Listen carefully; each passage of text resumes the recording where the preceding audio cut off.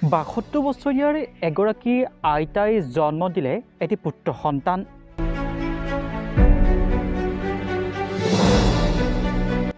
বিবাহৰ ৪৫ বছৰৰ পিছত প্ৰথমটি সন্তানৰ মুখ দেখিলে এইহাল দম্পতীয়ে।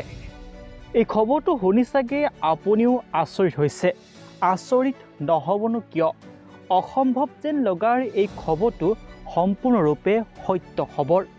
হাৰিয়ানাৰ এহাল দম্পতীয়ে বিবাহৰ ৪৫ বছৰ পিছত প্ৰথমটি সন্তানৰ মুখ দেখিলে। স্ক্ৰীনত দেখা এই মহিলাগৰাকীৰ নাম হৈছে দলজিন্দৰ কৌৰ। এওঁৰ বয়স ৭২ বছৰ আৰু এখেতৰ স্বামীজনৰ বয়স হৈছে ৭৩ আৰু তেখেতৰ নাম হৈছে মহেন্দ্ৰ সিং।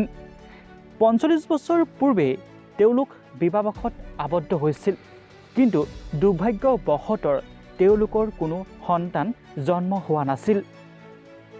আৰু সেই সময়ত চিকিৎসা বিজ্ঞানো ইমান উন্নত নাছিল, যাৰ বাবে তেওঁলোকে সন্তান দেখাৰ পৰা চিৰদিনৰ বাবে বঞ্চিত হ'ম বুলি মনতে দুখ কৰি থাকে। কিন্তু এতিয়া বৰ্তমান সময়ত চিকিৎসা বিজ্ঞান ইমানেই উন্নত হৈ পৰিছে যে এই চিকিৎসা বিজ্ঞানে অসম্ভৱকো সম্ভৱ কৰি তুলিব পাৰিছে।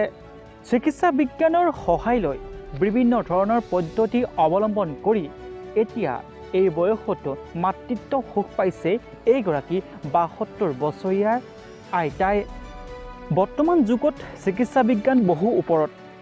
তেওঁলোকে কিছু বছৰ পূৰ্বে নিজৰ জিন সঞ্চয় কৰি ৰাখিছিল জিন বেংকত, আৰু তাৰ পাছতে চেৰগচি সহায় লৈ অন্য মহিলাৰ গৰ্ভত এওঁলোকৰ যি জিন আছে সেই জিন সংস্থাপন কৰা হৈছিল, আৰু অৱশেষত এওঁলোকে নিজৰ জিন অন্য মহিলাৰ গৰ্ভত চেৰগচি কৰি সন্তানৰ মুখ দেখিবলৈ সক্ষম হৈ দুয়োৱে মুখত সুখৰ হাঁহি বিৰিঙিছে।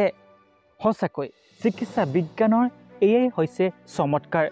আপুনি নিজৰ জিন বা স্পাৰ্ম বহু দিনলৈ সঞ্চয় কৰি ৰাখিব পাৰে। এওঁলোকেও বহু বছৰ পূৰ্বে এই বস্তুটো সঞ্চয় কৰি ৰাখিছিল, যাৰ পাছত এনেদৰে তেওঁলোকে চিকিৎসা বিজ্ঞানে বিভিন্ন ধৰণৰ পৰীক্ষা নিৰীক্ষা কৰি অৱশেষত এওঁলোকৰ জিন অন্য মহিলাৰ গৰ্ভত স্থিতি দি সেই মহিলাগৰাকীয়ে সন্তান জন্ম দিয়াৰ পাছত এওঁলোক এতিয়া মুখত যেন হাঁহি ৰখাব পৰা নাই। এতিয়া সমগ্ৰ বিশ্বতে এই খবৰ ভাইৰেল হৈ পৰিছে আৰু সকলোৱে প্ৰশংসা কৰিছে হাৰিয়ানাৰ এইহাল দম্পতীক। সঁচাকৈ চিকিৎসা বিজ্ঞানৰ তৰফৰ পৰা এই এক আচৰিত আৰু অসম্ভৱকো যেন সম্ভৱ কৰি তোলাৰ এক চমৎকাৰ।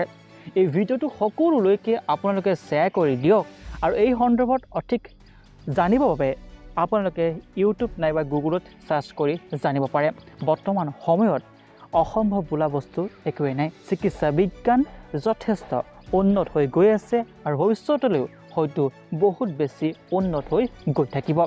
এওঁলোকক আপোনালোকেও জনাওক শুভেচ্ছা, আৰু এওঁলোকৰ এই পৰিয়ালটো অতি সুখৰ হওক তাৰে কামনা কৰি এই ভিডিঅ'টোৰ পৰা এতিয়া বিদায় লৈছোঁ। যিমান পাৰে সিমান এই ভিডিঅ'টো শ্বেয়াৰ কৰক।